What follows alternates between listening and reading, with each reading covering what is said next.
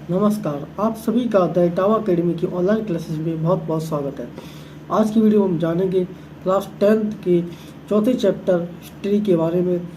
इस हिस्ट्री के अंतर्गत जो चौथा चैप्टर है वो है औद्योगिकरण का युग। इस औद्योगिकरण के युग में हम जानेंगे आखिर किस तरह से स्टूडेंट को क्या क्या स्टडी करनी है जिससे कि वह आसानी से मार्क्स ला सके एग्ज़ाम में बहुत अच्छे और अच्छे तरीके से पास हो सके। तो आइए चलते हैं इस वीडियो में।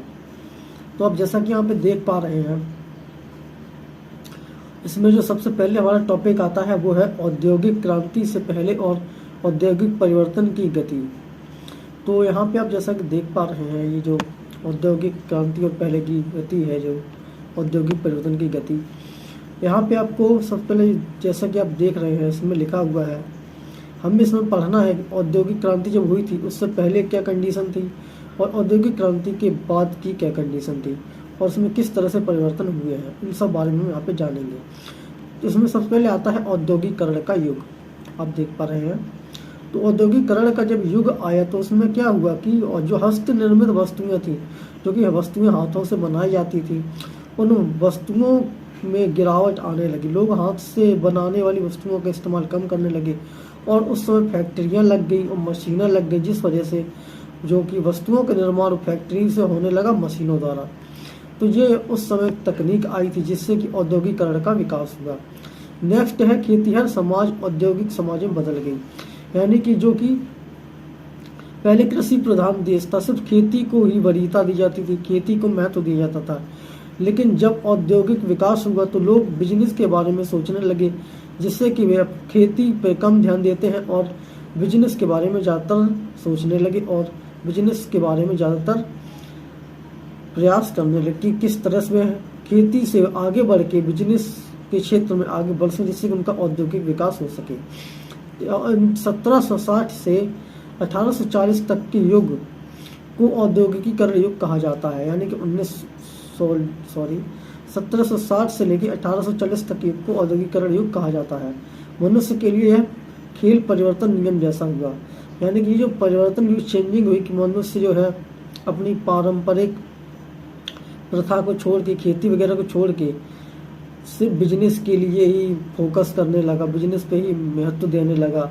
औद्योगिक विकास में जो है उसकी भागीदारी होने लगी। ये इतनी तेजी से हुआ कि जैसे खेलों में जो है हर एक बॉल में जो है परिवर्तन हो जाता है, उसी तरह से इसमें जो है परिवर्तन हुआ। यानी कि औद्योगिक विकास में बहुत ज़्यादा तेजी आई थी। चलिए अब चलते हैं नेक्स्ट। तो जो नेक्स्ट है आदि औद्योगिकरण। आदि से आप जैसा कि समझ पा रहे हैं, आदि यानी कि प्राचीन, औद्योगिकरण यानी कि औद्योगिक विकास। तो हम जानते हैं आदि यानी कि पुराने समय किस तरह से औद्योगिकीकरण का विकास हुआ था। तो इंग्लैंड और यूरोप के में जो फैक्ट्रियां लगाई गई थी, इससे पहले जो भारत का जो अंतर्राष्ट्रीय बाजार था, ये बहुत ही बड़े पैमाने पे औद्योगिक उत्पादन करता था। यानी कि भले ही कृषि प्रधान देश था, लेकिन उस समय भी औद्योगिकीकरण भारत में बहुत ज़्यादा हो चुका था। और भारत ही नहीं, इंग्लैंड और यूरोप में भी फैक्ट्रियों की स्थापना से पहले वहाँ पे भी औद्योगिकीकरण का विकास हो गया था। भले ही वहाँ उत्पादन फैक्ट्रियों में नहीं होता था, लेकिन लोग हाथ से वस्तुओं को बनाते थे और उन्हीं वस्तुओं का चलन था, लोग उसका उपयोग करते थे। बहुत सारे इतिहासकार औद्योगिकीकरण के इस चरण को आदि औद्योगिकीकरण कहते हैं। यानी कि जो कि प्राचीन काल समय में जो कि औद्योगिक विकास हुआ, लोग बिजनेस करते थे, मशीनों द्वारा नहीं करते थे, लेकिन अपने हाथों से जो वस्तुएं बनाते थे उनका जो है उपयोग करते थे, उनको बेचते थे और उससे पैसे कमाते थे। यही क्या था, आदि औद्योगिकीकरण। उसके बाद आते हैं पूर्व औद्योगिकीकरण। पूर्व यानी कि अभी जो प्रेजेंट टाइम पे जो इससे जो पहले जो औद्योगिकीकरण हुआ था, जो कि मिडल में हुआ। चलिए आपको बताता हूँ मैं। जैसे कि यूरोप में औद्योगिकीकरण के पहले काल को पूर्व औद्योगिकीकरण का काल कहते हैं। यानी कि जो आदि औद्योगिकीकरण का जो काल था उसके जस्ट बाद का जो काल आया है उसको क्या कहते हैं, यूरोप में औद्योगिकीकरण का पूर्व औद्योगिकीकरण काल। दूसरे शब्दों में इसको ये भी कह सकते हैं कि कारखाने लगने से पहले जो भी काल चलता था, यानी कि जो भी समय था, उस समय में जिस तरह से लोग वस्तुओं का आदान प्रदान कर रहे थे, इस्तेमाल कर रहे थे, बेच रहे थे, बना रहे थे। इन सब चीज़ों को क्या कहा गया, पूर्व औद्योगिकीकरण, यानी कि कारखाने लगने से पहले के समय को क्या कहते हैं, पूर्व औद्योगिकीकरण का समय। इस अवधि में गांवों में सामान बनते थे जिसे शहर के व्यापारी खरीदते थे। यानी कि पूर्व औद्योगिकीकरण काल में गांव में क्या है, लोग अपने हाथों से सामान बनाते थे। उन सामानों को शहर में जाके लोग, शहर के लोग गांव से में जाके खरीदते थे। यानी कि गांव से वो सामान को उठाते थे और शहर में जाके इसको बेचते थे। इसके बाद आया है व्यापारियों का गांव पर ध्यान देने का कारण। आखिर जो बिजनेसमैन थे, बड़े बड़े व्यापारी थे, वो गांव से ही वस्तुओं को क्यों खरीदते, उसकी कुछ वजह थी। वो वजह क्या है, आइए जानते हैं। शहरों में ट्रेड और क्राफ्ट गिल्ड बहुत शक्तिशाली होते थे। शहरी क्षेत्रों में जो ट्रेड है और जो क्राफ्ट है, इनकी डिमांड बहुत ज़्यादा थी, जिस वजह से इनकी डिमांड को पूरा करने के लिए लोग क्या है, गांव की तरफ जाते थे। गांव से उन्हें सस्ते दामों में खरीदते थे और शहर में जाके महंगे दामों में उन चीज़ों को बेच देते थे। इस प्रकार के संगठन प्रतिस्पर्धा और कीमतों पर अपने नियंत्रण रखते थे। वो जो शहरी के जो व्यापारी थे, शहर के जो व्यापारी थे, वो क्या करते थे, वो शहरों में जाके उन वस्तुओं को इस तरह से बेचते थे कि उन वस्तुओं पर उनका ही नियंत्रण हो गया था। यानी कि जब जिस रेट में चाहे वो उस रेट पर किसी भी वस्तु को बेच सकते थे, उनका पूरी तरह से नियंत्रण हो गया था। वे नए लोगों को बाजार में काम शुरू करने से भी रोकते थे। अब जब कोई नया व्यक्ति बाजार में अपना खुद का काम शुरू करने जाता था, तो ये व्यापारी जो थे, पहले से व्यापार कर रहे थे, वो उन नए लोगों को रोकते थे कि आप व्यापार मत करो, हम कर रहे हैं, हम बहुत हैं। इसलिए किसी भी व्यापारी के लिए शहर में नया व्यवसाय शुरू करना मुश्किल होता था। इसीलिए जो है शहर के में नए नए लोग वो गांव में जाते थे, जिससे कि गांव में जाके वो व्यापारी गांव पर ही ध्यान देते थे, गांव में ही ज़्यादातर बिजनेस करने लगते थे। चलिए अब चलते हैं नेक्स्ट, कारखानों की शुरुआत। आखिर जानते हैं किस तरह से कारखानों की शुरुआत हुई। तो सबसे पहले इंग्लैंड में जो है कारखाना वो 1730 दशक में बनना शुरू हो गए थे। 1730 में इंग्लैंड में सबसे पहले कारखाना बनना शुरू हो गया था और 18वीं शताब्दी के अंत तक पूरे इंग्लैंड में हर जगह पे कारखाने दिखने लगे थे। यानी 1730 में स्टार्ट हुआ और 18वीं शताब्दी के अंत तक में सब पूरे इंग्लैंड में जो है कारखानों का विकास हो गया। इस नए युग का पहला प्रतीक कपास था। यानी कि सबसे पहले जो कारखाना लगाया गया था इस युग में, वो कपास का ही कारखाना लगाया गया था। 19वीं सदी के अंत तक कपास के उत्पादन में बहुत ज़्यादा बढ़ोतरी हो गई थी। 19वीं शताब्दी जब खत्म होने वाली थी, तब तक कपास जो है बहुत ज़्यादा फैल चुका था। कपास का बिजनेस बहुत ज़्यादा जोर शोर से बढ़ चुका था। तो 1760 में जब ब्रिटेन में 2.5 मिलियन पाउंड का कपास आयातित होता था, यानी कि 1760 में ब्रिटेन में 2.5 मिलियन पाउंड का कपास मंगाया जाता था। कहाँ से? इंग्लैंड से। और 1787 तक यह मात्रा बढ़ के 22 मिलियन पाउंड हो गई थी। यानी कि सिर्फ और सिर्फ 27 साल बाद ही जो 2.5 मिलियन से बढ़ के ये कपास की जो आयात था वो 22 मिलियन पाउंड तक पहुंच गया था। यानी कि बहुत बड़ी मात्रा में इंग्लैंड से जो है कपास को ब्रिटेन में मंगाया जाता था, जिससे कि आप देख सकते हैं कपास की कितनी ज़्यादा पैदावार होती थी और कितना ज़्यादा उसका व्यापार होता था। चलते हैं नेक्स्ट, कारखानों से आखिर लाभ क्या थे, इस लाभ के बारे में हम जानते हैं। तो सबसे पहला जो लाभ था वो क्या था? श्रमिकों की कार्यकुशलता बढ़ गई थी। श्रमिक जो थे काम करने में बहुत ज़्यादा कुशल हो गए थे, उनको काम करने में मज़ा आने लगा था। इससे जो उनकी स्किल्स बहुत अच्छी डेवलप हो गई थी और उनको जो है अच्छे खासे पैसे भी मिलने लगे थे। अब नई मशीनों की सहायता से प्रति श्रमिक अधिक मात्रा में और बेहतर उत्पाद बनने लगी। जब नई नई मशीनें आई उससे क्या हुआ? प्रोडक्शन बहुत ज़्यादा बढ़ गया। यानी कि कम लागत भी लगती थी और कम लोग लगते थे और ज़्यादा से ज़्यादा जो है प्रोडक्ट बन पाते थे। यानी कि कम खर्चा और कम लोग और सबसे ज़्यादा से ज़्यादा उत्पाद बन जाते थे। प्रोडक्शन बहुत ज़्यादा हो गया था, मात्रा बढ़ गई थी। औद्योगिकीकरण की शुरुआत मुख्य रूप से सूती कपड़ा उद्योग में हुई थी। आपको पता है कि जब कपास बनना शुरू हुआ तो सबसे पहले कपास के जो कारखाने लगाए गए थे, तो कपास से जो है सूती कपड़े बनाए जाने लगे। इसलिए औद्योगिकीकरण की जब शुरुआत हुई सबसे पहले क्या है? कपड़े ही बनाने शुरू हुए थे। यानी कि सूती कपड़े बनने शुरू हुए थे कपास की सहायता से। तो कारखानों में श्रमिकों की निगरानी भी की जाती थी और उनसे अच्छी तरह से काम भी लिया जाता था, जिससे कि बिजनेस को बहुत ज़्यादा आसानी से डेवलप किया जाने लगा। आइए चलते हैं नेक्स्ट।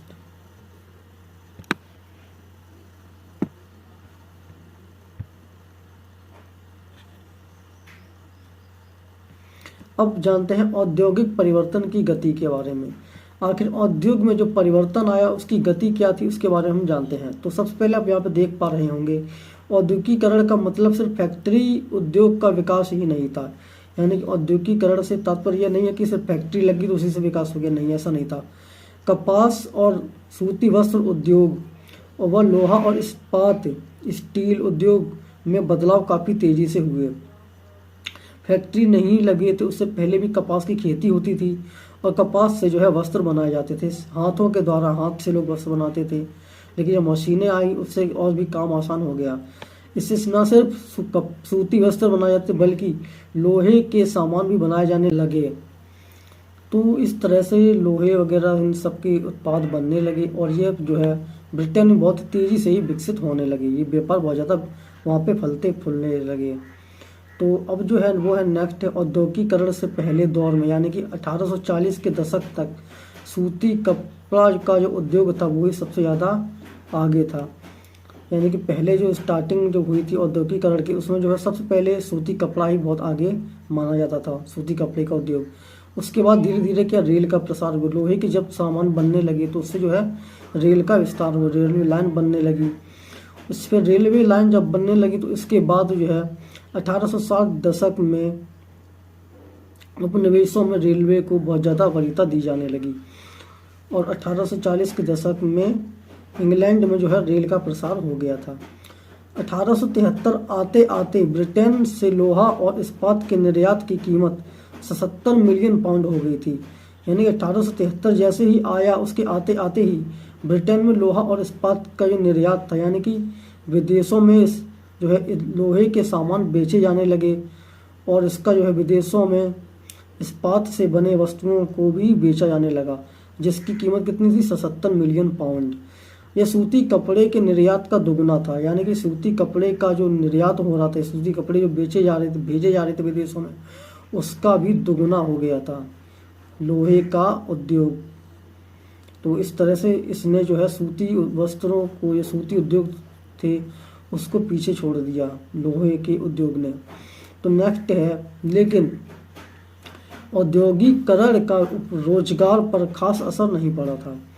औद्योगिकीकरण तो हो रहा था, विकास हो रहा था, लेकिन जो रोजगार पे कुछ खास असर नहीं हो पा रहा था। 19वीं सदी के अंत तक कामगारों का 20% से भी कम तकनीक रूप से उन्नत औद्योगिक क्षेत्र में नियोजित था। यानी कि 19वीं सदी के अंत तक जो कामगार थे, जो मजदूर थे, उनकी जो कि कीमत थी, यानी उनकी सैलरी कह लीजिए, उनकी मजदूरी कह लीजिए, उसमें 20% तक की कमी आ गई थी। यानी कि लोग उनसे काम तो लेते थे लेकिन उनके काम के हिसाब से उनको सैलरी नहीं दी जाती थी। इस वजह से उनके रोजगार पे बहुत ज़्यादा असर पड़ा, जिससे कि लोग बेरोजगार होने लगे। इससे यह पता चलता है कि नए उद्योग पारंपरिक उद्योगों को विस्थापित नहीं कर पाए थे। इससे ये पता चलता है कि जो नए उद्योग आए थे लेकिन उससे पहले जो पुराने उद्योग चल रहे थे उनको ठीक से वो विस्थापित नहीं कर पाए, ठीक से अलग नहीं कर पाए थे। यानी कहीं ना कहीं पुराने उद्योगों पर भी जोर दिया जा रहा था नए उद्योग की अपेक्षा में। आइए चलते हैं नेक्स्ट टॉपिक की तरफ। तो नेक्स्ट टॉपिक है, जो क्वेश्चन है वो है कि नए उद्योगपति परंपरागत उद्योगों की जगह क्यों नहीं ले सके। तो इसके जो कुछ आंसर हैं वो मैं आपको बताता हूँ। जैसे कि औद्योगिक क्षेत्र में काम करने वाले मजदूरों की संख्या कम थी। यानी कि उद्योग के क्षेत्र में जो काम करने वाले मजदूर थे वो बहुत ज़्यादा कम थे। प्रौद्योगिकी बदलाव की गति धीमी थी।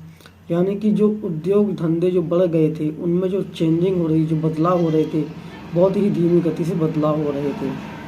कपड़ा उद्योग एक गतिशील उद्योग था। यानी कि लोग वो ज़्यादातर कपड़ा उद्योग पर ही ध्यान दे रहे थे, जिस वजह से जो नए पूंजीपति थे, जो नए उद्योगपति थे, वो चाहते थे अन्य बिजनेस में हाथ डालना, अन्य बिजनेस में उन्नत करना। लोहे के उद्योग पर भी विकास करना चाहते थे, लेकिन लोहे का उद्योग जो था वो ठीक से फल फूल नहीं पा रहा था।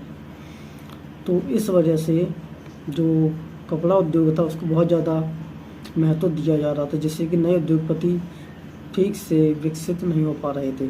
नेक्स्ट है प्रौद्योगिकी काफ़ी महंगी थी, यानी कि लोग जो निवेश करना चाहते थे वो निवेश की जो लागत थी बहुत ज़्यादा महंगी थी। उद्योग करना बहुत ज़्यादा महंगा था उस समय में। उत्पादन का एक बड़ा भाग कारखानों की बजाय गृह उद्योग से पूरा होता था, यानी उत्पादन का जो एक बहुत बड़ा भाग था वो कारखानों की बजाय गृह उद्योग से पूरा होता था। मतलब कि लोग जो है कारखानों की में काम नहीं करना चाहते थे, वो सिर्फ हाथों से जो है वस्तुओं को बना रहे थे, जिस वजह से जो नए उद्योगपति थे उनको जो है मौका नहीं मिल पा रहा था कि ठीक से अपना बिजनेस शुरू कर सकें।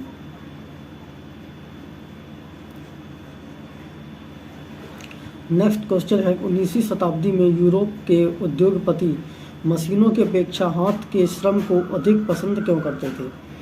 यानी कि 19वीं शताब्दी के जो उद्योगपति थे वो मशीनों से ज़्यादा हाथ से जो काम करने वाले मजदूरों को क्यों पसंद करते थे? उसकी कुछ वजह थी, आइए हम जानते हैं। ब्रिटेन में उद्योगपतियों को मानव श्रम की कोई कमी नहीं थी। ब्रिटेन में बहुत ज़्यादा मजदूर पाए जाते थे जो हाथों से ही काम कर लेते थे। इस वजह से मशीनों की लागत जो लगती थी, लागत के लिए पैसे नहीं लगाने पड़ते, जिससे कि ब्रिटेन में उद्योगपतियों को बहुत ज़्यादा फ़ायदा होता था। वे मशीन इसलिए लगाना नहीं चाहते थे क्योंकि मशीनों के लिए अधिक पूंजी निवेश करनी पड़ती थी। मशीन लगानी पड़ेगी तो जाहिर सी बात है ज़्यादा से ज़्यादा निवेश करना पड़ेगा। वो इतने पैसे नहीं लगाना चाहते, वो चाहते थे कम पैसों में अच्छे से अच्छा उत्पाद बन जाए, जिससे कि हम उसको बेच के अच्छा मुनाफा कमा सकें। कुछ मौसमी उद्योगों के लिए भी उद्योगों में श्रमिकों द्वारा हाथ से काम करवाना अच्छा समझते थे। मौसमी उद्योग होते हैं जैसे कि सर्दियों के मौसम में ऊनी वस्त्रों का जो कारोबार होता है, उसमें इस तरह के जो कारोबार थे मौसमी उद्योग जिनको कहते हैं, उसमें जो है उद्योग के लिए श्रमिकों को अधिक महत्व दिया जाता था, क्योंकि ये श्रमिक जो है अपने हाथों से ही काम करते थे और अच्छी पैदावार करके अच्छे से अच्छे उद्योग बना के उद्योग धंधों में जो है अपना योगदान दे के अच्छी वस्तुओं का निर्माण करते थे। बाजार में अक्सर बारीक डिजाइन और ख़ास आकारों वाली चीज़ों की मांग रहती थी जो हस्त कौशल पर निर्भर थी। यानी बाजार में जो डिजाइनदार कपड़े थे, जो डिजाइनदार जो कलाकृतियों द्वारा जो नक्काशी की जाती थी कपड़ों में, ये सब जो है हस्त उद्योग थे, यानी कि हाथों से ये नक्काशी की जाती, हाथों से बनाए हाथों से कपड़े बुने जाते थे।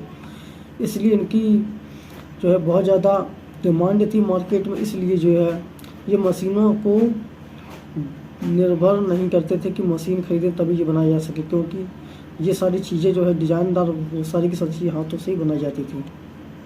आगे चलते हैं नेक्स्ट टॉपिक की तरफ। नेक्स्ट टॉपिक है स्पिनिंग जेनी मशीन व इसका विरोध। स्पिनिंग जेनी एक तरह की मशीन होती है जिसका आविष्कार जो है जेम्स हर गिव जर्लीवर्स ने 1764 में किया था। यह क्या था? सूत काटने की मशीन थी, यानी कि कपड़े के लिए जो धागा इस्तेमाल होता था, सूती धागा जो कपास से बनता था, उसको बनाने की ये मशीन थी, यानी सूत काटने की मशीन थी। इसका विरोध क्यों हुआ आइए जानते हैं। 19वीं सदी के मध्य तक अच्छे दौर में भी शहरों की आबादी का लगभग 10% अत्यधिक गरीब हुआ करता था, यानी कि 19वीं शताब्दी के मध्य में जो लोग रहते थे बहुत ज़्यादा गरीब थे, गरीब वर्ग थे। जब आर्थिक मंदी आई थी तो बेरोजगारी बढ़ के 35 से 70% के बीच हो गई थी। यानी कि जब आर्थिक मंदी आती थी तो यही जो 35% जो बेरोजगार थे वो जस्ट डबल हो जाते थे, यानी कि 70-75 के आसपास में हो जाते, जिससे बेरोजगारी बहुत ज़्यादा बढ़ जाती थी। बेरोजगारी बढ़ेगी तो मशीनों को जो है महत्व नहीं दिया है, क्योंकि लोग फोकस करते, बड़े बड़े पूंजीपति फोकस करते थे कि क्यों ना मशीनों की अपेक्षा जो है मजदूरों को काम दिया जाए, जिससे कि उनके रोजी रोटी चल सके और हमें भी मशीनों में फालतू के पैसे खर्च नहीं करने पड़ेंगे, और उससे जो है हमारा उद्योग वो विकसित होगा, जिससे कि हमें अच्छी वस्तुएं बनाकर दी जाएंगी, जिससे हम अच्छा मुनाफा कमा सकेंगे। बेरोजगारी की आशंका की वजह से मजदूर नई प्रौद्योगिकी से चिढ़ने लगे थे। लोगों को पता था मशीन आएंगी तो सब काम मशीन करेंगे, जब मशीन काम करेंगी तो हम क्या काम करेंगे, हम बेरोजगार हो जाएंगे। इसलिए जब ऊन काटने की मशीन आई, यानी कि सूत काटने वाली मशीन, स्पिनिंग जेनी आई, तो लोग इसका क्या विरोध करने लगे, आप इस मशीन से ऊन मत बनाइए, सूत मत काटिए, हम लोग हैं, हम मजदूर हैं, आप हमें काम दीजिएगा, हम इससे जो है ऊन बनाएंगे, अपनी मेहनत से ऊन बनाएंगे, हाथ से जो ऊन बनाएंगे वो हम आपको देंगे, आप मशीन मत लगाइए। इसलिए जो है स्पिनिंग जेनी मशीन का विरोध होने लगा था। कई कई जगह पे तो मशीनों को हमला भी करने लगे थे लोग, मशीनों को तोड़ फोड़ भी करने लगे थे, क्योंकि लोगों के जो बेरोजगारी बढ़ रही थी और लोग परेशान हो गए थे, भूखों मरने की नौबत आ गई थी। आइए चलते हैं नेक्स्ट टॉपिक की तरफ। नेक्स्ट टॉपिक है उपनिवेशों में औद्योगिकीकरण। उपनिवेशों का मतलब होता है जो मुख्य जो निवेश के उद्योग होते हैं उसमें किस तरह से औद्योगिकीकरण हुआ, आइए जानते हैं। उपनिवेशों में औद्योगिकीकरण कैसे होता है इसके बारे में जानेंगे, जिसमें सबसे पहले है भारतीय कपड़े का युग। भारत में भी कपड़े का युग आया था, जब औद्योगिकीकरण हुआ था उसके बारे में यहाँ पे जानेंगे। मशीन उद्योग से पहले का युग, यानी कि मशीन उद्योग से पहले का जो युग था उसको कहते हैं भारतीय कपड़े का युग, आइए जानते हैं। तो अंतर्राष्ट्रीय कपड़ा बाजार जो था उसमें भारत की जो रेशमी और सूती उत्पादों को दबदबा था। इंटरनेशनल मार्केट में जो है भारत में जो है रेशम की खेती की जाती थी, रेशम के वस्त्र बनाए जाते थे और सूती उत्पाद बनाए जाते जो कि कपास के द्वारा बनाए जाते थे। इनमें जो है इनके जो वस्त्र थे इन सब का जो है विदेशों में बहुत ज़्यादा दबदबा था, बहुत ज़्यादा इनकी डिमांड थी। उच्च किस्म का कपड़ा भारत से आर्मीनियन और फारसी सौदागर पंजाब से अफगानिस्तान, पूर्वी भारत और मध्य एशिया लेके जाते थे। यानी कि भारत में जो भी उच्च कोटि के जो कपड़े बनाए जाते थे उनको भारत से आर्मेनिया के लोग थे और फारसी लोग थे, ये बहुत बड़े बिजनेसमैन थे। आर्मेनियन और फारसी सौदागर थे जो बिजनेसमैन थे, जो भारत से उच्च कोटि के जो कपड़े हैं उनको खरीदते थे और उनको अफगानिस्तान, पूर्वी फारस और मध्य एशिया में ले जाकर इसको बेच देते थे, अच्छा मुनाफा कमाते थे। सूरत, हुगली और मसूलीपट्टनम प्रमुख बंदरगाह थे। सूरत का जो बंदरगाह हुआ, हुगली का बंदरगाह हुआ और मसूली का जो बंदरगाह था, इनके माध्यम से ही भारत में कपड़ों को जो है विदेशों में भेजा जाता था, बेचा जाता था। विभिन्न प्रकार के भारतीय व्यापारी तथा बैंकर इस व्यापार नेटवर्क में शामिल थे। यानी कि भारतीय जो व्यापारी थे वो भी इस पत्तनों द्वारा, बंदरगाह द्वारा जो है बिजनेस करते थे और बैंकर जो थे, बैंकिंग सेक्टर में जो लोग काम करते थे, जो व्यापारी थे, वो भी बंदरगाह की सहायता से अपने देश से दूसरे देशों में प्रोडक्ट सप्लाई करते थे, माल को पहुंचाते थे। दो प्रकार के व्यापारी थे, आपूर्ति सौदागर और निर्यात सौदागर। यानी दो तरह के सौदागर थे, यानी दो तरह के व्यापारी थे। एक क्या था, एक आपूर्ति करते थे और दूसरा क्या, निर्यात करते थे। यानी कि आयात और निर्यात हम इसको बोलते हैं, यानी कि किसी भी चीज़ को एक देश से दूसरे देश में भेजना और उसको दूसरे देश से अपने देश में मंगाना, ठीक, इसको कहते हैं दूसरे देश में भेजना, मतलब कि निर्यात, और दूसरे देश अपने देश में मंगाना यानी कि आयात। इस तरह के दो प्रकार के व्यापारी थे। बंदरगाहों पर बड़े जहाज मालिक, बंदरगाह जो थे उन पर बड़े बड़े जहाज़ों के मालिक थे, जो कि उन बड़े बड़े दलाल भी थे। ये दलाल क्या करते थे, मोल भाव करते थे लोगों से कि आप कम रेट पे हमसे जहाज़ ले जाइएगा, हम आपको जहाज़ देंगे कम रेट पे, आप हमारे जहाज़ द्वारा किसी भी वस्तु का निर्यात कीजिएगा, आयात कीजिएगा।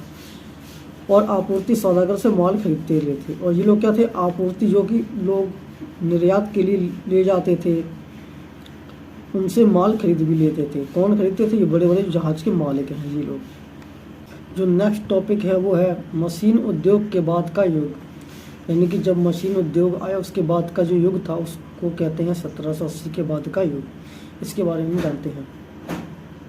तो 17 से 50 दशक तक भारतीय सौदागर जो थे वो नियंत्रण वाला नेटवर्क टूटने लगा।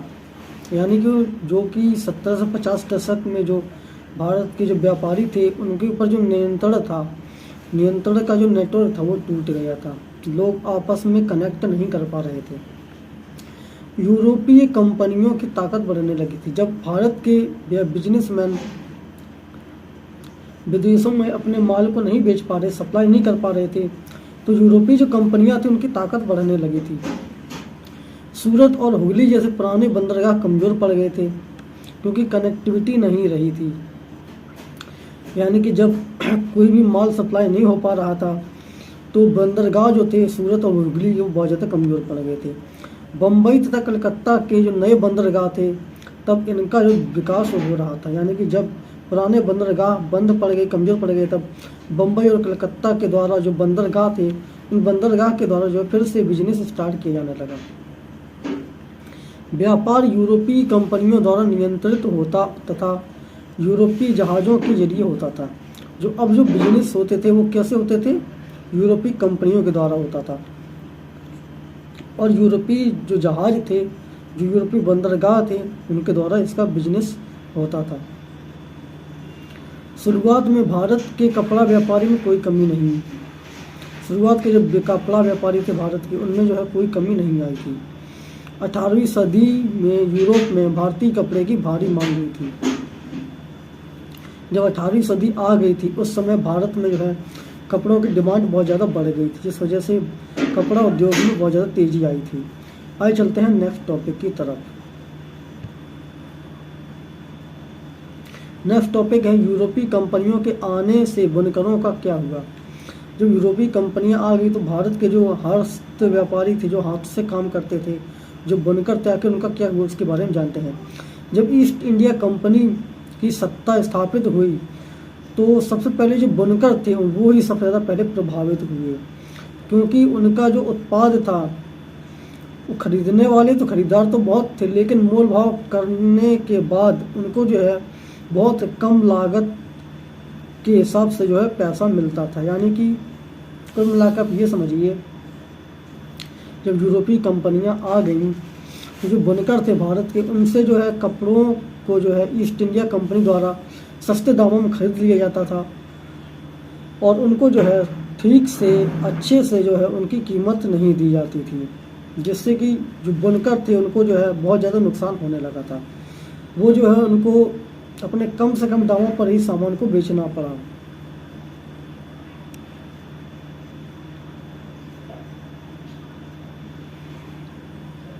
और इससे कहीं ना कहीं एक फ़ायदा ये हुआ था कि जो कोई जो बुनकर थे वो क्या करते थे, जैसे वो कंपनियों में जाके पता करते थे किस जगह पे हमारे माल का सबसे ज़्यादा रेट मिल सकता है, तो वो उस कंपनी में जाके अपने माल को सप्लाई कर देते थे अधिक से अधिक दामों में। तो लोगों को फ़ायदा भी हो रहा था और नुकसान भी हो रहा था। ईस्ट इंडिया कंपनी के आने के बाद बुनकरों की क्या स्थिति इसके बारे में जानते हैं।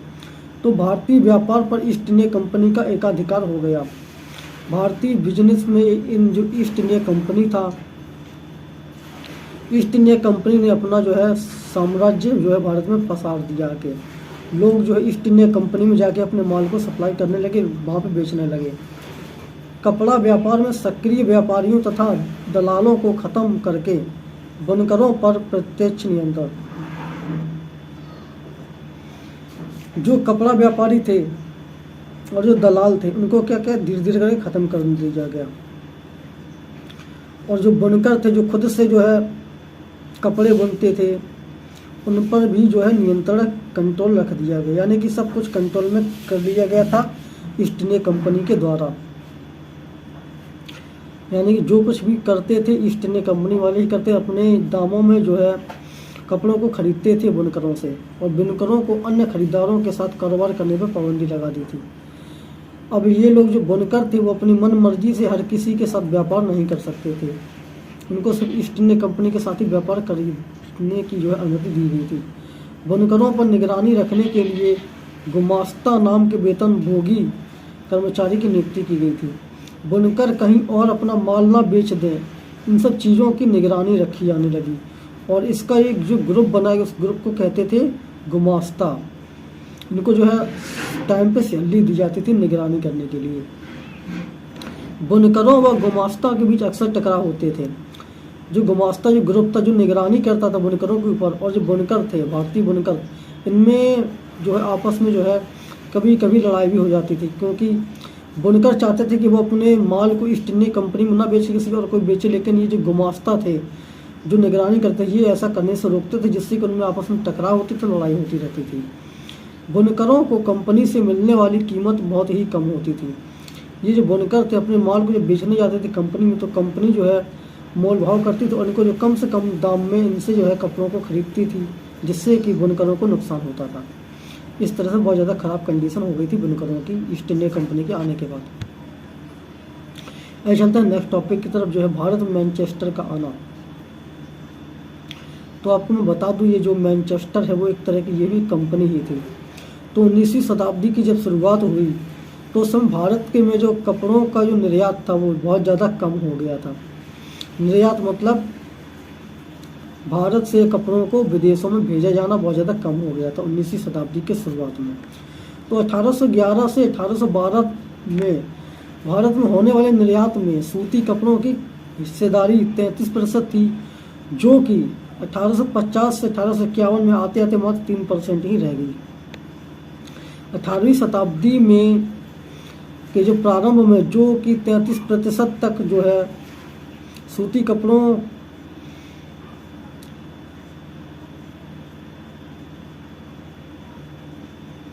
कपड़ों में जो है भारत की जो हिस्सेदारी थी वो 33% थी।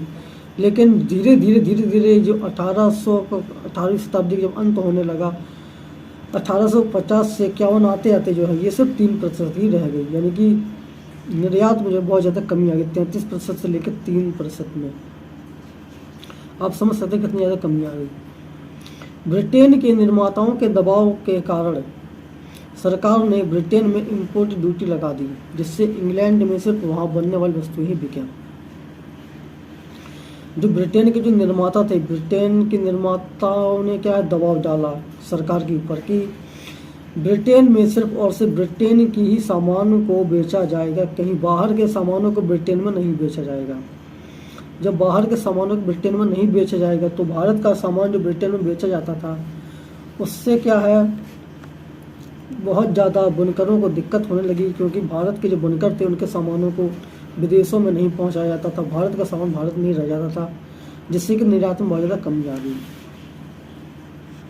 ईस्ट इंडिया कंपनी पर भी इस बात के लिए दबाव डाला गया कि वह ब्रिटेन में बनी चीज़ों को भारत के बाजार में बेचे। जबकि उल्टा हुआ, भारत की चीज़ें तो विदेश में नहीं जा रही थी, ब्रिटेन में नहीं जा रही थी, लेकिन ब्रिटेन की जो चीज़ें थी उन चीज़ों को जो है ईस्ट इंडिया कंपनी द्वारा भारत में बेचा जाने लगा। तो इस तरह से अत्याचार हो रहा था भारतीय बुनकरों पर, भारतीय उद्योगपतियों पर। तो 18वीं शताब्दी का जब अंत हुआ तो उस समय सूती कपड़े का जो आयात था बिल्कुल ना के बराबर था। यानी कि सूती कपड़े जो थे विदेशों में नहीं भेजे जा रहे थे, विदेशों में नहीं बेचे जा रहे थे, भारत में ही बनते थे, भारत में ही रह जाते थे। लेकिन 1850 आते आते कुल आयात में 31% हिस्सा सूती कपड़े का था। यानी कि 1850 जब आया उस समय पूरे भारत में सबसे ज़्यादा जो आयात की जो वस्तुएं थी उसमें 31% वस्तुएं कौन सी थी? सूती कपड़े की। 1870 के दशक तक ये हिस्सेदारी बढ़ के 50% से ऊपर चली गई। जब 1870 आया तो यही 31% का जो हिस्सेदारी थी वो 50% हो गई। यानी कि अब भारत में जो है सूती वस्त्र बहुत ज़्यादा रह गया था, भारत में ही सूती वस्त्र होता था और इन सूती वस्त्रों को भारत के लोग ही उपयोग कर पाते थे, विदेशों में नहीं बेचा जा रहा था। जबकि विदेशों से आने वाले कपड़ों को भारत के लोगों को दिया जा रहा था कि आप विदेशों के कपड़ों को पहने, और भारत के जो कपड़ों थे उन पर रोक लगा दिया था कि बाहर भारत के जो कपड़े हैं जो सूती वस्त्र उनको विदेश में नहीं जाने दिया जाए। तो ये कंडीशन हो गई थी। आइए चलते हैं नेक्स्ट टॉपिक की तरफ। नेक्स्ट टॉपिक है मैनचेस्टर के आगमन से भारतीय बुनकरों के सामने आई समस्याएं। मैनचेस्टर के आने के बाद क्या क्या भारत के बुनकरों को समस्याएं उठानी पड़ी आई उनके बारे में जानते हैं। 19वीं सदी के आते आते बुनकरों के सामने बहुत सी समस्याएं उत्पन्न हो गई थी, जिनमें कि नंबर 1 पे है नियति बाजार का ढह जाना। जो बाजार थे, जो छोटे छोटे जो मार्केट बनाए गए थे वो बिखर चुके थे, क्योंकि सारा का सारा जो बिजनेस होता था वो सिर्फ ईस्ट इंडिया कंपनी के द्वारा होता था, मैनचेस्टर कंपनी के द्वारा होता था। स्थानीय बाजार का संकुचन हो जाना, संकुचन मतलब कमी। स्थानीय जो बाजार थे जो कि वो बहुत ज़्यादा कम हो चुके थे।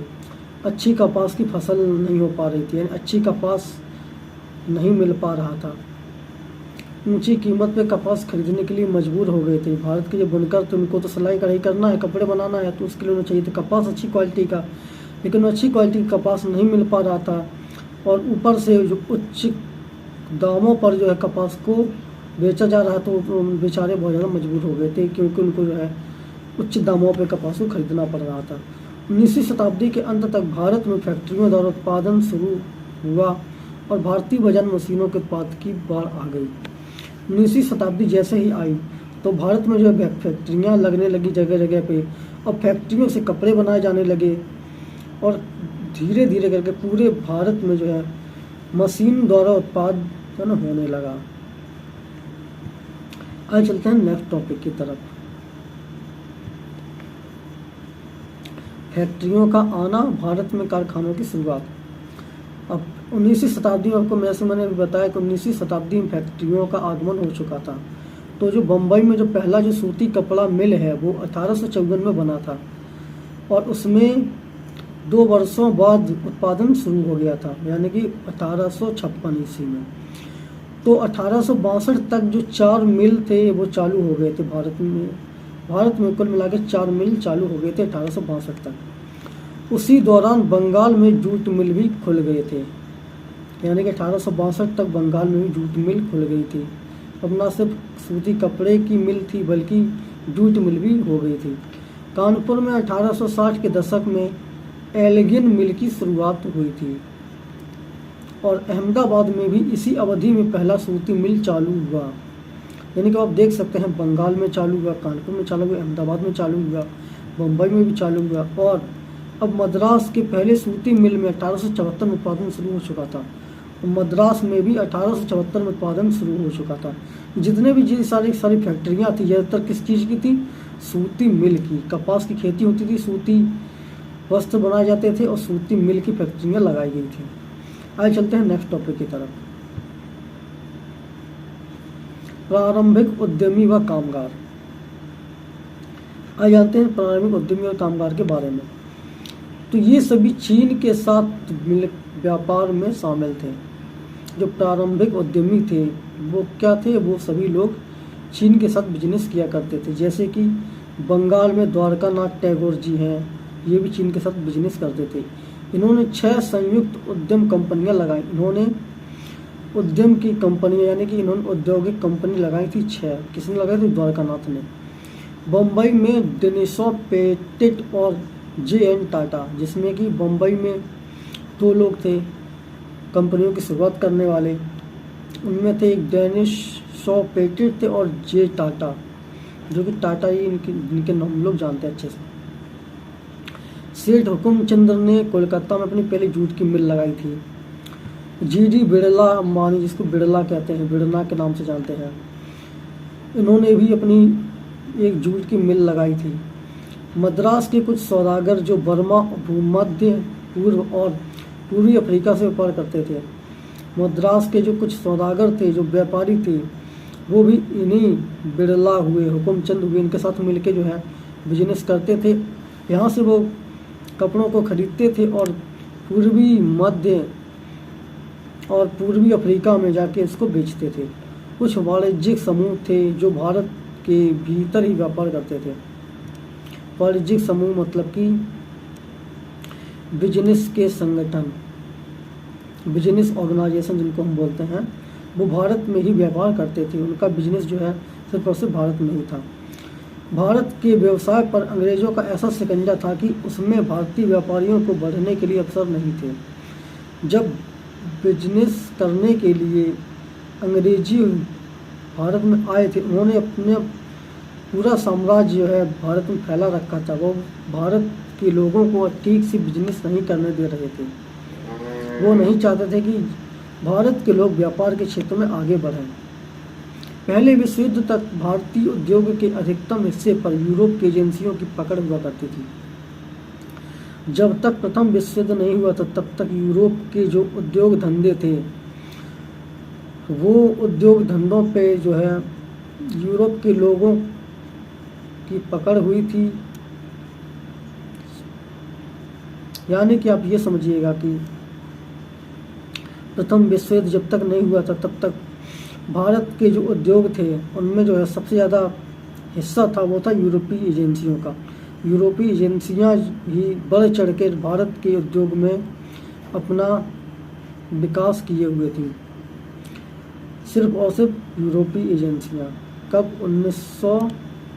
सॉरी प्रथम विश्व युद्ध से पहले। आइए चलते हैं नेक्स्ट टॉपिक की तरफ। मजदूर कहाँ से आए, आखिर मजदूर कहाँ से आते थे, वो मजदूरों की दशा क्या थी, इसमें हम जानेंगे। तो आपको पता है कि ज़्यादातर मजदूर आसपास के ज़िलों से ही लिए जाते थे। मजदूरी करेंगे तो आसपास के ज़िलों के जो मजदूर थे उन्हीं को पकड़ा जाता था, जिससे कि वो टाइम पे आ सकें और टाइम पे जा सकें। अधिकांशतः वे किसान और कारीगर जिन्हें गांव में काम नहीं मिलता था।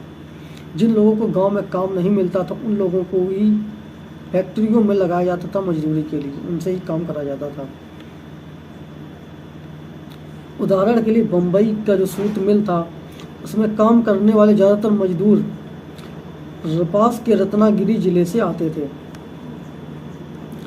19वीं शताब्दी में भारतीय मजदूरों की दशा। 1901 में भारतीय फैक्ट्रियों में 5,84,000 मजदूर काम किया करते थे। देख लीजिए कितनी बड़ा आंकड़ा है, 5,84,000 मजदूर काम किया करते थे 1901 में भारत की जो फैक्ट्रियाँ थी उसमें। 1946 में यह संख्या बढ़ के 2,43,000 गलत हो गया है, 24,36,000। 5 लाख से बढ़ के यह संख्या कितनी हो गई थी, 24,36,000 हो चुकी थी। ज़्यादातर मजदूर अस्थायी तौर पर रखे जाते थे। जो मजदूर थे उनको परमानेंट जॉब नहीं दी जाती थी, उनको कभी भी हटा दिया जाता था। फसलों की कटाई के समय गांव लौट जाते थे, और ये जो मजदूर थे जब तक फसल उनके नहीं होती तब तक तो वो फैक्ट्री में काम करते। जब उनकी फसल तैयार हो जाती थी तो वो अपने गांव लौट जाते थे, फसल की कटाई की करते थे। नौकरी मिलना बहुत ज़्यादा कठिन हो गया था। जॉबर मजदूरों की ज़िंदगी को पूरी तरह से नियंत्रण करते थे। जॉबर यानी जो मजदूरों को जॉब देते थे, जो रोज़गार देते थे, वो मजदूरों के ऊपर पूरी तरह से कंट्रोल रखते थे। जब चाहे उनको अपने जॉब के लिए रख लिए, जब चाहे उनको निकाल दिया, चाहे उनको सैलरी दिया, जब चाहे तो उनको सैलरी नहीं दी। इस तरह से लोगों के ऊपर अत्याचार भी होता था और उनके जो है कामों को नियंत्रित भी किया जाता था। आइए चलते हैं नेक्स्ट टॉपिक की तरफ। नेक्स्ट टॉपिक है औद्योगिक विकास का अनूठापन। जो औद्योगिक जो विकास हो रहा था उसमें किस तरह का अनूठापन था उसके बारे में हम जानेंगे। तो भारत में जो औद्योगिक उत्पादन हो रहा था उसमें जो भी वर्चस्व रखते थे, जो भी यूरोप की कंपनियां थी बड़ी बड़ी, उनके जो एजेंसी थी वो कुछ ही चीज़ों पर दिलचस्पी रखते थे, जैसे कि चाय हुआ, कॉफ़ी हुआ, नील हुआ, जूट हुआ और खनन उत्पाद। यानी कि वो चाहते थे कि सिर्फ और सिर्फ चाय पे फोकस किया जाए, कॉफ़ी पे फोकस किया जाए, नील के उत्पाद बनाए जाएं, जूट के उत्पाद बनाए जाएं और खनन के उत्पाद बनाए जाएं। और भारत के जो व्यवसायी थे वो क्या करते थे, वो ही बिजनेस करते थे जो कि मैनचेस्टर के जो उत्पाद थे उनसे प्रतिस्पर्धा ना करते हों। यानी कि भारत के जो बिजनेसमैन थे वो सिर्फ वही उद्योग करते थे जो कि मैनचेस्टर की कंपनियां नहीं करती थी, जिससे कि उनको कंपटीशन ना फेस करना पड़े। जैसे कि धागा, भारत के व्यवसायी थे वो धागे का उत्पादन करते थे जो कि मैनचेस्टर की कंपनियां नहीं करती थी। मैनचेस्टर की कंपनियां जो है वो कपड़े बनाती थी और धागे नहीं बनाती थी। धागे जो है वो भारतीय व्यवसायियों से खरीद लिया करती थी। 20वीं शताब्दी के पहले दशक तक भारत में जो औद्योगिकीकरण था वो बहुत ही धीमी गति से बदला था। स्वदेशी आंदोलन भी हुए थे, विदेशी वस्तुओं का बहिष्कार भी हुआ था। तो इस तरह से भारत का जो कपड़ा उत्पादन था वो धीरे धीरे शुरू हो गया था। जो खादी वस्त्र थे भारत में बनना शुरू हो गए थे, भारतीय परिधान के रूप में जिनको जाना जाता है। और आगे चल के चीन के जो धागे थे, चीन से जो धागे बने हुए आते थे भारत में, उनमें जो है उसके निर्यात में जो है कमी आ गई थी, क्योंकि अब भारत के जो व्यवसायी थे वो अपने भारत से निर्मित धागों से ही कपड़ों का उत्पादन करने लगे थे, चीन के धागों को नहीं खरीदते थे। 1900 से 1912 के बीच में सूती कपड़ों का उत्पादन जो है वो दुगना हो गया था। यानी कि 1900 से 1912 के बीच में सूती कपड़ों का जो उद्योग थे, इसमें खादी वस्त्र वगैरह थे, इनका उत्पादन बहुत ज़्यादा बढ़ गया था। आपको पता होगा कि अभी आंदोलन की वजह से कपड़ों को जला दिया गया था, विदेशी कपड़ों को जला दिया गया था, गांधी जी के द्वारा एक आंदोलन हुआ था। तो अब बढ़ते हैं नेक्स्ट जो है, विश्व युद्ध में भारत के द्वारा औद्योगिक उत्पादन में तेजी आया था। जब प्रथम विश्व युद्ध हुआ था उसके बाद भारत के जो उद्योग थे वो फलने फूलने लगे थे, नई फैक्ट्रियां भी लग गई थी और ब्रिटिश से मिले युद्ध के कारण उत्पादन भी व्यस्त थी, जबकि ब्रिटेन के जो लोग थे वो युद्ध में व्यस्त थे, यानी कि ब्रिटेन जो अंग्रेज थे वो युद्ध में ही बिजी थे और भारत के लोग थे वो बिजनेस कर रहे थे। आइए चलते हैं नेक्स्ट टॉपिक की तरफ।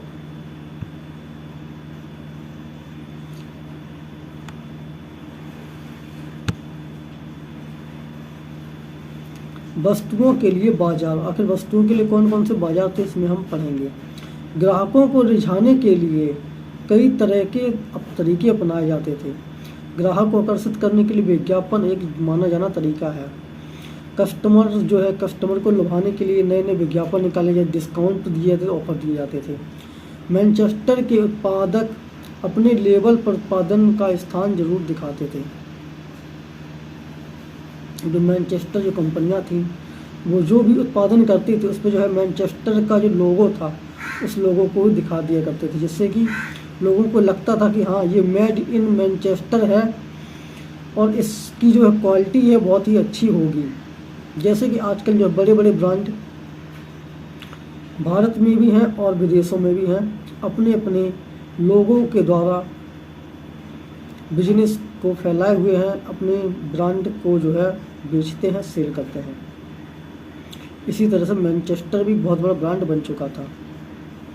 इन लेवल पर सुंदर चित्र भी होते थे। मैनचेस्टर के जो लेवल थे, जो लोगो थे, उन पर एक सुंदर चित्र भी होते जो कि कस्टमर को अपनी तरफ अट्रैक्ट करते थे, कस्टमर को अच्छे लगते थे। जिसमें इन क्या होता था, अक्सर भारतीय देवी देवताओं की तस्वीर होती थी। जो लोगो जो बनाए गए थे मैनचेस्टर कंपनियों द्वारा भारत के देवी देवताओं को भी इसमें प्रदर्शित करते थे, जिससे भारत के लोग उनके कपड़ों को खरीदे, उनकी वस्तुओं को पहने, उनके वस्तुओं को खरीदे, उन कपड़ों को पहने। स्थानीय लोगों से समन्वय बनाने का, यानी कि स्थानीय लोग या भारत के लोगों से जो है बिजनेस करने का बहुत ही अच्छा तरीका था, क्योंकि भारत के लोग देवी देवताओं को मानते थे। इसलिए जो मैनचेस्टर कंपनियां थीं वो देवी देवताओं को ही अब लोगों में लगा देती, जिससे भारत के लोग उन कपड़ों को खरीदते थे, उनको पहनते थे। 19वीं शताब्दी के उत्तरार्ध, 19वीं शताब्दी के बाद में जो भी उत्पाद थे उनको मशहूर बनाने के लिए कैलेंडर बांटना शुरू कर दिया गया था। जो भी उत्पाद, जो प्रोडक्ट बनती उनके साथ में कैलेंडर भी बांटा जाता था, जिसमें कि अखबार होते थे, पत्रिका होती थी, उनमें जो है कहीं ना कहीं प्रचार भी दिया जाता था उन प्रोडक्ट के बारे में। यह पूरे साल तक ब्रांड रिमाइंडर का काम करता था। यह पूरे साल तक, यानी कि जैसे जैसे कैलेंडर में लोग महीनों को पलटते थे तो हर महीने पर जो है उस मैनचेस्टर की कंपनियों के प्रोडक्ट के बारे में डिटेल दी गई होती थी। तो इस तरह से पूरे साल तक जो है इन मैनचेस्टर की कंपनियों और उसके उत्पाद का जो प्रचार प्रसार होता रहता था। तो भारत के उत्पादक अपने विज्ञापनों में अक्सर राष्ट्रवादी संदेशों को प्रमुखता दी, जबकि भारत के जो बिजनेसमैन थे, भारत के जो उत्पाद थे, भारत की जो कंपनियां थी, वो विज्ञापनों में राष्ट्रवादी संदेश देती थी कि भारत को किस तरह स्वतंत्रता मिली, उसमें किन किन का सहयोग था, इस तरह के जो संदेश देते थे, जिससे कि ग्राहकों को सीधे तौर पर जुड़ सके, जिससे कि जो भारत के जो लोग हैं सीधे डायरेक्ट भारत की कंपनियों से ही लोग वस्तुओं को खरीदें। आइए चलते हैं नेक्स्ट टॉपिक की तरफ, जो लास्ट टॉपिक है अपना इम्पोर्टेंट पॉइंट। चलिए आइए चलते हैं इम्पोर्टेंट पॉइंट के बारे में। पहले जानते हैं स्टेपलर के बारे में। स्टेपलर क्या चीज़ है? स्टेपलर एक ऐसा व्यक्ति है जो रेशे के हिसाब से ऊन को स्टेपल करता है, छांटता है। स्टेपलर एक ऐसा व्यक्ति है जो कि रेशे के हिसाब से ऊन को छांटता है और स्टेपल करता है। फुलर, फुलर एक ऐसा व्यक्ति है जो फुल करता है, यानी चुन्नटों के सहारे कपड़ों को समेटता है। फुलर ये व्यक्ति है, या कह लो या मशीन कह लो, ठीक है। मैं आपको पहले बताइए, व्यक्ति हो या मशीन हो, ये क्या काम करता है? फुलिंग करता है, यानी कि चुन्नटों के सहारे कपड़ों को समेटता है। कार्डिंग भी क्या है? कार्डिंग एक तरह की प्रक्रिया है जिसमें कपास या ऊन आदि रेशों को कटाई के लिए तैयार किया जाता है। अब जानते हैं जॉबर के बारे में। जॉबर कौन थे? जॉबर उद्योगपतियों ने मजदूरों की भर्ती के लिए जॉबर रखा था। जो बड़े बड़े उद्योगपति थे उन्होंने मजदूरों को भर्ती करने के लिए जॉबर रखे, जो कि लोगों को जॉब देते थे। जॉबर कोई पुराना विश्वस्त कर्मचारी होता था। कोई पुराना विश्वसनीय कर्मचारी जो था उद्योगपतियों का, उन्हें ही जॉबर के रूप में चयन किया जाता था।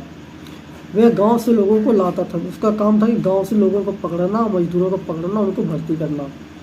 काम का भरोसा देता था जॉबर, तथा शहरों में बसने के लिए मदद देता था। जो जॉबर थे, जो लोगों को जॉब देते थे, वो शहर में भी लोगों को बसने के लिए मदद करते थे। जॉबर मदद के बदले पैसे व तोहफों की मांग करने लगा। जॉबर जो थे वो उद्योगपतियों से कहते थे कि आप हमको पैसे दीजिए जिससे कि अच्छे से अच्छे मजदूरों को ला सकें और उनको तोहफा भी दे सकें, जिससे कि मजदूर यहाँ पे आके अच्छे से अच्छे काम करें। अब जानते हैं लास्ट टॉपिक का जो है फ्लाई शटल। आगे जानते हैं फ्लाई शटल क्या है। फ्लाई शटल एक तरह की रस्सी है और पुलियों के बीच, यानी रस्सी और पुलियों के जरिए चलने वाला एक यांत्रिक औजार है। रस्सी और पुलियों के जरिए चलने वाला एक यांत्रिक औजार है जिसका बुनाई के लिए इस्तेमाल किया जाता है। बुनाई के लिए इस्तेमाल किए जाने वाले यंत्र को फ्लाई शटल कहते हैं, जो कि रस्सी और पुलियों के जरिए चलता है। तो आज की वीडियो में इतना ही। मिलते हैं आपसे नेक्स्ट वीडियो में, तब तक के लिए नमस्कार, बाय बाय, टेक केयर। देखते रहिएगा द इटावा अकेडमी चैनल को सब्सक्राइब कीजिएगा। Thank you.